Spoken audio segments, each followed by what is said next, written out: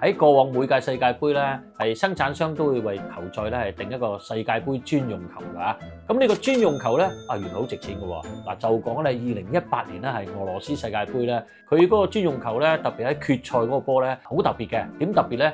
因為咧佢係喺個波度咧係仲印咗咧，佢話呢個波咧曾經喺莫斯科盧日尼基體育場由法國對克羅地亞決賽中使用嘅。哇！就係呢句説話就值錢啦。之後咧將呢個波咧喺呢個拍賣市場拍賣啦，去到幾多錢啊？原來咧係講緊咧係幾萬蚊美金起碼。嗱，算一算咧，幾萬蚊美金咧，哇！即係都成廿幾萬港幣喎嚇。咁啊，你諗下個波咁細咧，值廿幾萬港幣。一架車啊，而家大家市場上見到咧，譬如國產嘅電車啦一個咁大嘅車啊，好多都係20萬左右就買到㗎啦。原來一個波竟然咧係貴過一架車㗎喎嚇。